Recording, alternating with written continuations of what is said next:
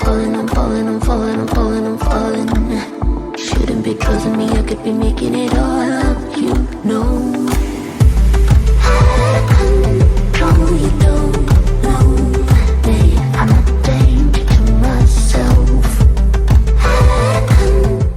Good morning, good afternoon, good evening, whatever time it is that you are tuning in. This is Unapologetically Me, featuring me. No special guest, just me. So the sign, we're going to leave it like that because this is Unapologetically Me, and I am unapologetically me. And I mean, that's kind of me in a nutshell, all mixed up and backwards sometimes. Okay, so that actually suits me that I'm filming it backwards. I'm not changing it, okay? So get that out of the way. If you are new here, thank you for clicking on this video. I hope you learned something from it. And, you know, if you really like what you hear and like the way I present things or my personality or whatever, please go ahead and hit that like, subscribe, and the notification bell so that you get notified of any uploads that I put out. I definitely put out one a week at least. I have a couple of segments. Some of you guys are catching on to my in order segment with Miss Sally June Gottfried.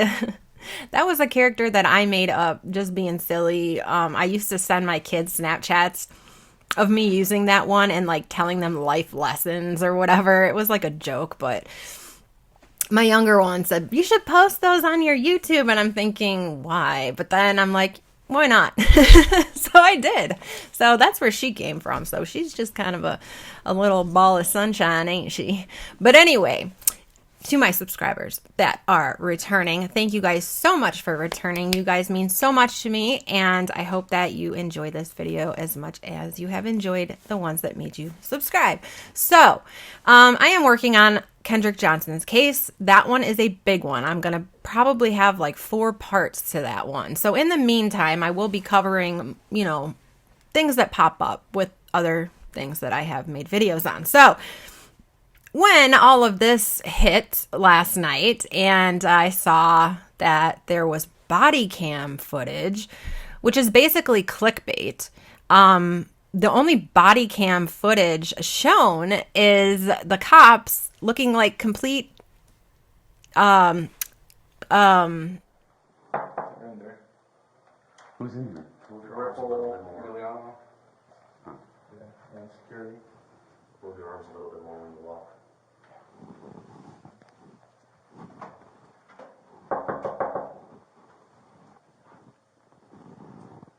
I think it's 961. Huh? I think it's 961. You want to call a rifle? Yeah, call him real quick. Oh, it's 962. You guys fill in the blank, and going to the wrong hotel room and knocking on 961 with their coffee and their chit-chatting, and then they're like, oh, it's 962. And the door happens to be cracked open already. So, I mean, that just, to me, for one, like really, we're waiting for body cam footage, if possible, to kind of show the room. We don't need to see Bob Saget, you know, dead in his bed. But it would have been nice if they showed maybe walking into the hotel and like what it would have looked like from his perspective, getting out of the elevator and whatever. Now, another YouTuber did manage to get into the hotel room. And I think that's why these photos ended up coming out, because they want to show, who knows what they're doing with this case. Honestly, I can't even pretend to guess. But a lot of you guys have seen that video. I found out about it from one of my subscribers, told me to go check it out. And this was like a week or so ago. I don't want to say his name only because I'm trying to be respectful, because he got a lot of flack for it. So I don't want to be like one of those people that like call someone out and then they get in trouble. I think everything's good, but I do know there was another channel that called him out, and I don't know if he got, I don't want to get anyone in trouble. Okay. We'll put it that way, but it's out there. Okay. And I'm sure some of my subscribers will let you know who that is if you don't know yet. Also,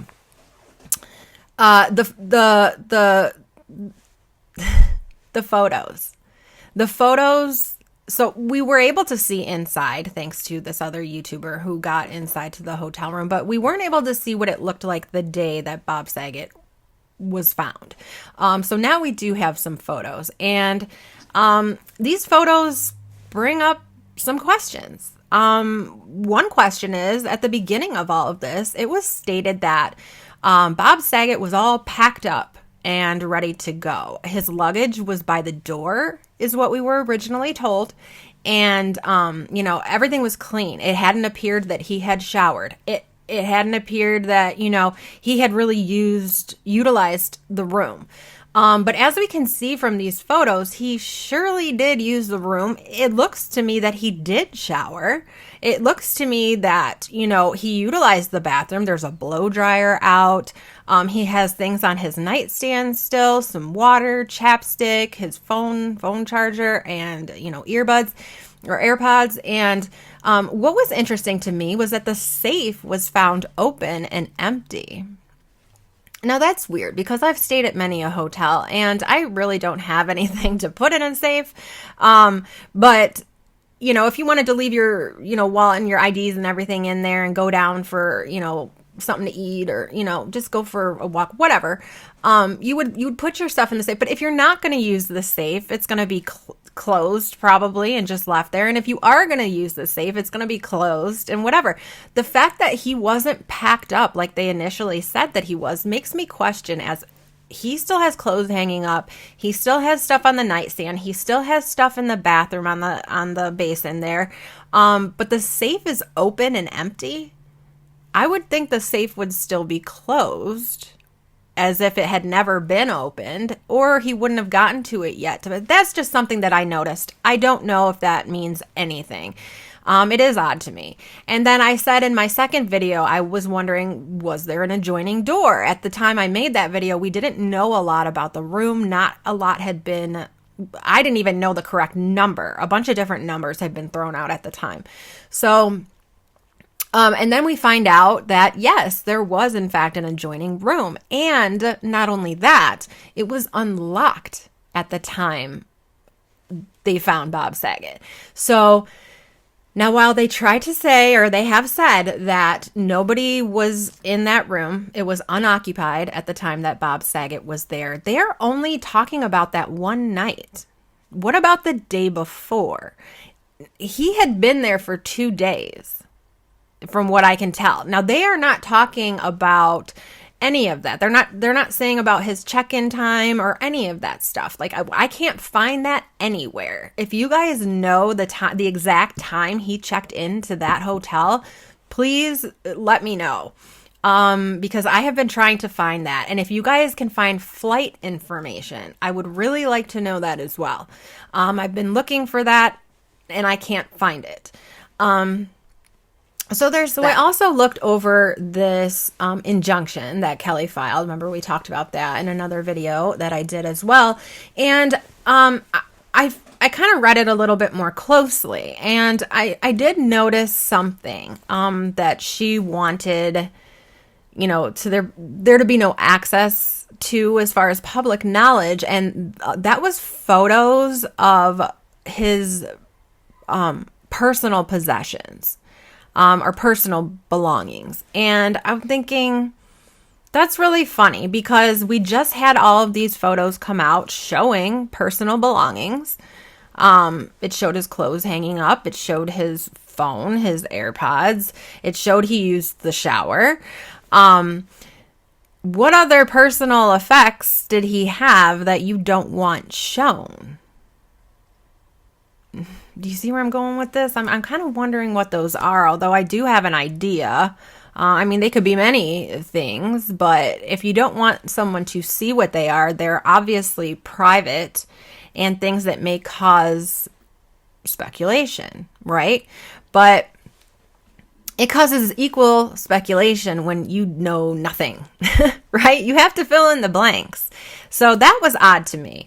And, I've always wanted to know, what was the deal with their relationship? And she's a very private person. In fact, when I tried looking things up about her, I can't find a thing. And I even found an article that was like partially done about her, where it even states in that article that she's a very private person.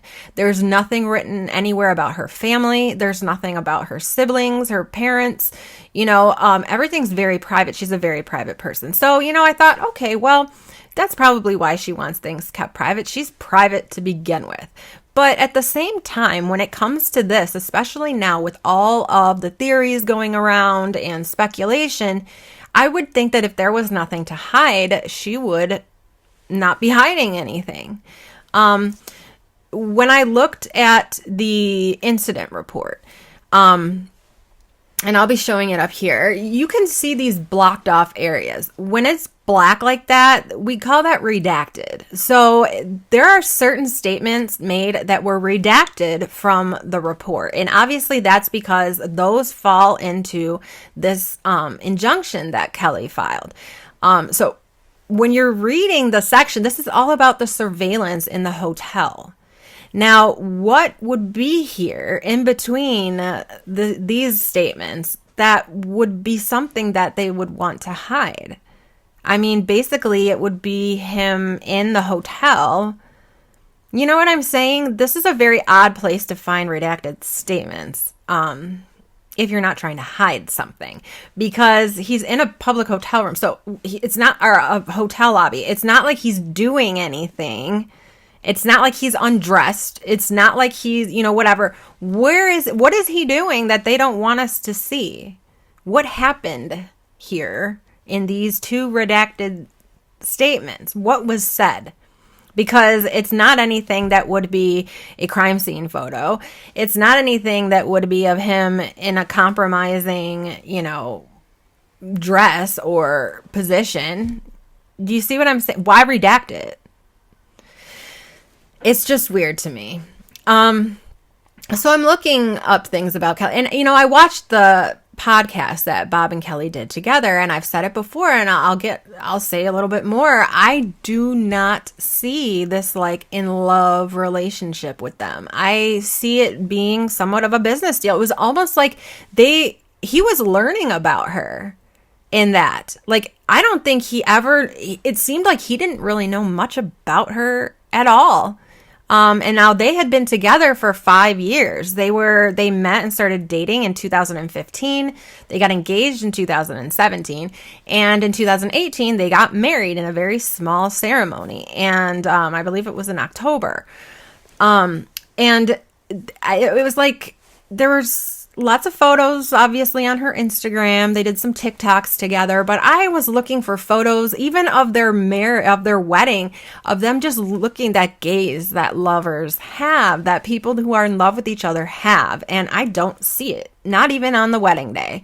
And to me, that makes me think that their relationship was more of like a business type arrangement. And she even said when they were quarantined together, they learned so much about each other. She tweeted, "My quarantine bestie," and not to say that your significant other wouldn't be your best friend. In fact, I think that's the best type of relationship, is when your lover is also your best friend. So I'm not saying that in and of itself is suspicious to me, but I kind of was like, I never see her posting like "my love" or anything. When she said the last conversation that they had together, their text messages were, "I love you deeply" or something like that, or endlessly, and it was like, I never saw tweets that said that. I never saw any Instagram posts that said that. In fact, if you look at her TikToks and her Instagram, most of the time she's being kind of facetious when it comes to Bob. She's making jokes about being with him. And I don't know. I don't know. I'm not going to say that they didn't love or care for each other, but I don't think they were in love. And I don't think it was that type of marriage, to be honest. And that is my opinion, okay? That is just my opinion. And I'm not saying that because of that, it means that I think she did something to him. What I'm saying is it's just off. Something's off and with their relationship, in my opinion. Speculation only. So let's see. Oh, yes. They also admitted that he helped her out. And when they met, he offered to help her out. And while he did find her attractive and wanted to take her on a date for burgers and lobsters, he also said he offered her help. And they even talked about how she was nervous about accepting help from him because she's like most people that want to help you, climb up the ladder of Hollywood want something in return. And what they want is not something that most women are okay with. And she was one of those women. She was not about to do anything to get to the top, but it turned out that they ended up falling in love, supposedly. So he was helping her, though. He was helping her. And in fact, I didn't know who the woman was. I did not know who the woman was. I'm a Chicago Italian, too. I know she's Sicilian, but I'm from Chicago. My family actually had a bakery in Little Italy when they came over here on the boat. So, I'm a Chicago Italian, too. I have not known who this girl is. Not to say we all know each other. But you know what I'm saying, though? I don't know her. I don't know who she is. And then all of a sudden, Bob Saget passes away, and it's like, oh, this was his wife. And it was just weird. So there's another thing. In the incident report, they have a list of people that they interviewed, right? I was very impressed and almost like, what the hell? Not in a good way. The people that they interviewed and they have in this statement are all people from the place that he performed at. There aren't any interviews done with hotel staff. The only person from the hotel that was interviewed was that valet. And that's probably because they had a, selfie. Bob Saget and him had that selfie that they took when he got back. And if you want to know more about that, that's in the video right before this. I try to link the cards and stuff. But anyway, why did they not interview? I mean, what about the hotel front desk? What about hotel security? What about other guests that were there at the time? What about any of that? They did interview the person with the car rental company, and they said that car was rented out the very next day. They do say it had no damage to it or anything. If it had, they would have taken it out of rotation, but that was sent out, being rented out to somebody else the very next day. But I just don't understand. There's not one interview with hotel staff. Not one. All these interviews from where he performed. Well, he didn't die there. So I understand interviewing them for sure, but what about where he actually passed away? Why was nobody there interviewed except for Orlando Nunez? That seems sus to me. Now I'm trying to think what else. There's so much, and I know I'm jumping around a lot, but I guess I'm just going wherever I'm being taken by my mouth unapologetically. So I guess what really stands out to me, it's not the evidence that we've been given or the statements and incident reports that we've been given. It's what's been redacted. It's what we're not being given. It's redacted 911 calls. The 911 call that you hear when you listen to, that is not the full 911 call. A lot of that 911 call was redacted, and that's part of the injunction as well. The photos of the room, those aren't the only photos of the room. And like I said, crime scene as in the actual body, I understand that not being out.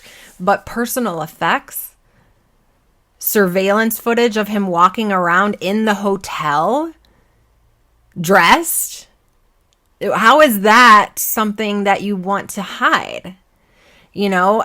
Questioning people that worked at the hotel. What's the problem there?